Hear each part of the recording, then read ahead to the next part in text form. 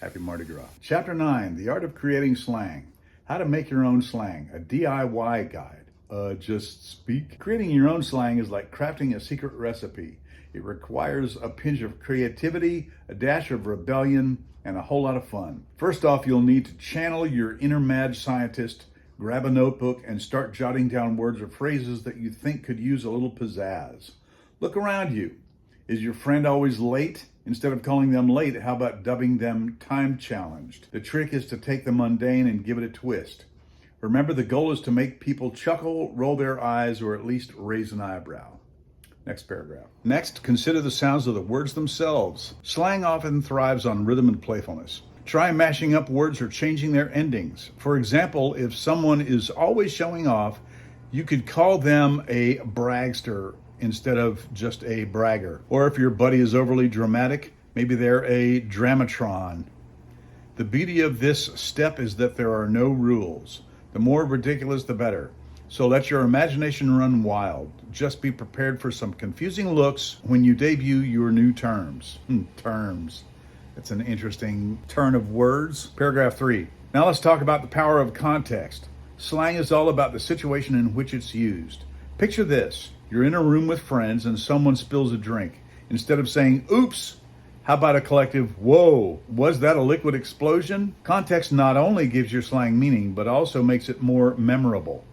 When you use your newly minted terms in the right situations, you'll find they catch on faster than a viral cat video. Again, really? Let's do something new. When you use your newly minted terms in the right situations, you'll find they catch on fast. Just make sure your audience is in on the joke.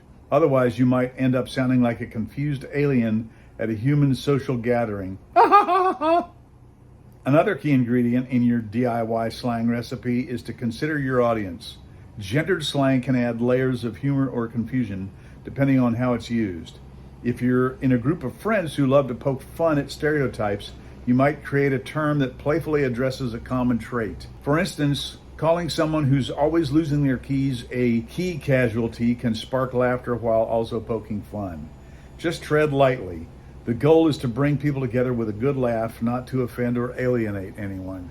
Man, AI could really use some help with its quote-unquote sense of humor. Finally, don't forget the importance of repetition. Use your slang regularly and encourage your friends to do the same. The more you say it, the more natural it will feel, and soon enough, you'll find everyone tossing around your creations like they're the hottest new trend. Just remember, as with all great things, not every term will stick.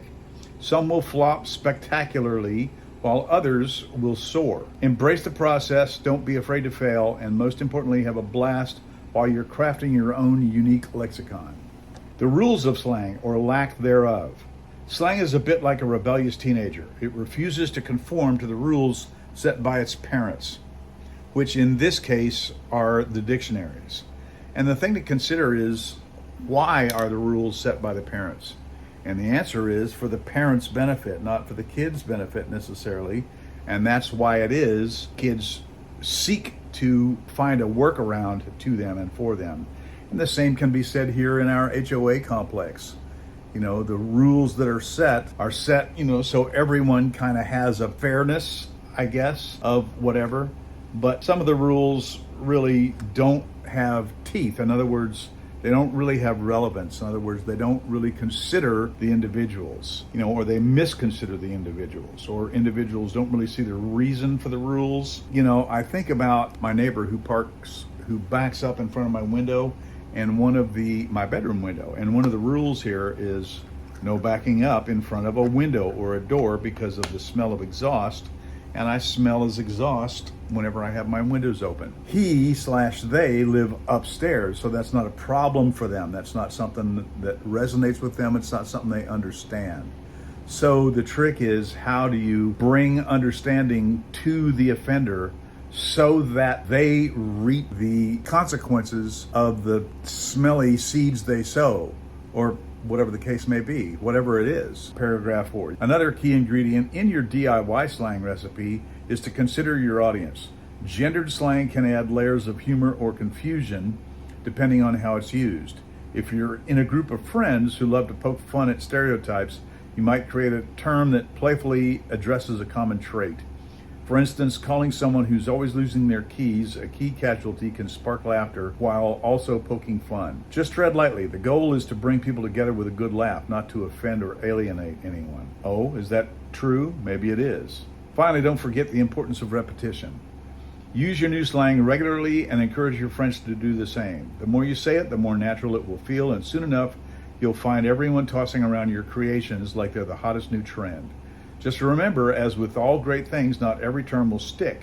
Some will flop spectacularly while others will soar.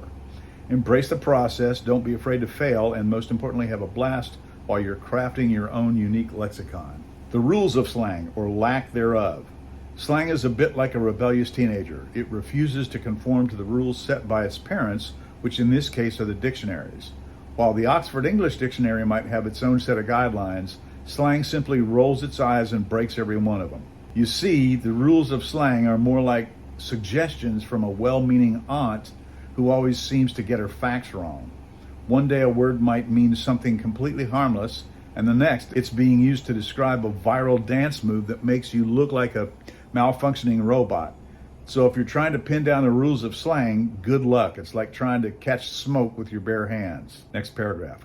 Let's not kid ourselves. Trying to keep up with slang is exhausting. One minute you're cool because you know what lit means, and the next the kids are throwing around bet like it's a hot potato. And just when you think you've mastered the art of being with it, someone rolls their eyes at your attempt to use on fleek in conversation. They change quicker than a cat in a room full of rocking chairs. The rules, they change quickly. Slang evolves faster than a bad haircut grows out. And the only certainty is that your grandma will never understand why cap means to lie. Slang evolves fast, and the only certainty is that older people will never understand why that's not true. You just need to learn the meaning of the new meaning of the new slang. I mean, it's just a matter of knowing, and either you know or you don't know. And once you know, then you know. Now let's dive into the historical evolution of slang terms. Throughout the ages, slang has embraced its role as the linguistic trickster, morphing from the Elizabethan zany to the modern extra. It's like watching a chameleon at a paint factory. Back in the day, slang was often a badge of honor among specific groups, whether it was sailors, criminal, or hipsters on their fixies. Each generation took the existing slang, sprinkled in some creativity, and called it a day. The result? A delightful potpourri of words that often sound like they were created during a group brainstorming session after too much caffeine. One thing's for sure, words are made up by somebody. Of course, we can't ignore the nuances of gender when it comes to slang. Men and women have their own unique dialects, often leading to some amusing misunderstandings. For instance, a man might call something bad, meaning it's good, while a woman might use bad to describe her ex who stole all of her hoodies. Gendered slang differences can be as vast as the Grand Canyon or as subtle as that one friend who insists on pronouncing gift with a hard G. It's no wonder that when men and women try to communicate using slang, it can feel like they're speaking different languages, both convinced they're using the same dictionary. Final paragraph. In conclusion, the rules of slang are as slippery as a bar of soap in a shower. They encourage creativity, foster community, and sometimes lead to a delightful mess of misunderstandings. As slang continues to evolve, it will keep us on our toes, challenging us to adapt and embrace the chaos. After all, if there's one thing we can agree on, it's that language should be fun. So the next time you hear someone using a term that makes you scratch your head, just remember it's probably just slang doing its thing, breaking the rules and having a good laugh while we all try to keep up. I don't know about the fun factor. I think language needs to communicate. And the reason for slang is because language needs to be shorter and more concise and take less time to use. And that's the real reason why slang evolves. I mean, yeah, it's fun, but the main issue is that it's unique to each generation, and hopefully the parents don't understand it. So in fact, when kids teach their parents what it means, they are kind of transgressors, enemies of the generation. Final section of, what is this, chapter 9, yes. Get ready to start a trend, the next big thing in slang. Paragraph 11. Get ready to dust off your linguistic time capsules because we're about to embark on a wild ride through the ever-changing landscape of slang. You might think you've heard it all, but just wait until you hear the next generation of terms that'll have you scratching your head, laughing, or both. From the days when groovy was the epitome of cool to today's digital shorthand, there you go, that's what it is, it's shorthand. It's often more baffling than a crossword puzzle. Slang evolves fast, not faster than a cat meme goes viral for the gazillionth time. From my prompting, AI wrote this, and I would deem this a fail, frankly. I don't want to publish this. It kind of sucks. It's kind of lame. Let's talk about the new contenders for the title of next big thing in slang. Picture this, a bunch of teenagers huddled together, tossing around words like lit and vibe check as if they're the sacred texts of a new religion. And while you might be tempted to roll your eyes, remember that once upon a time, bad meant good. But hey, if it gets a laugh, why not? That is the goal of most teenagers, is to make their friends laugh. Now, let's not forget the historical evolution of slang terms. It's a fascinating journey that shows us how language morphs over time, much like our hairstyles through the decades.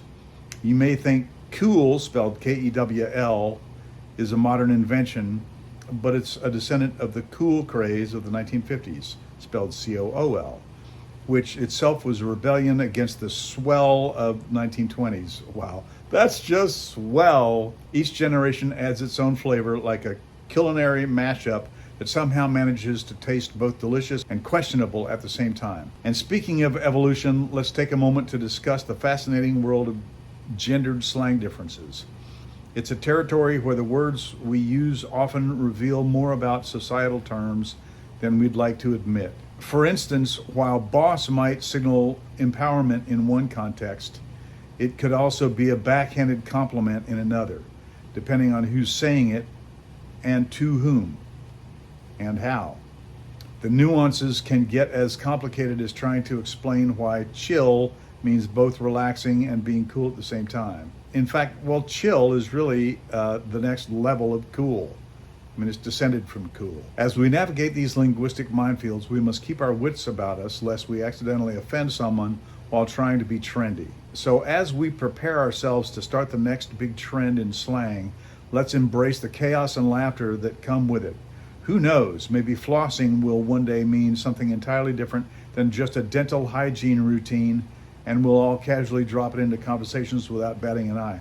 I think it already does. Just remember that while slang may evolve, its power to connect us through humor and shared experiences remains timeless. So grab your phones, get ready to hashtag your life, and let's see what the next wave of slang will bring, preferably something that doesn't require a PhD to decipher. No, that's just the point. It doesn't require a PhD to decipher.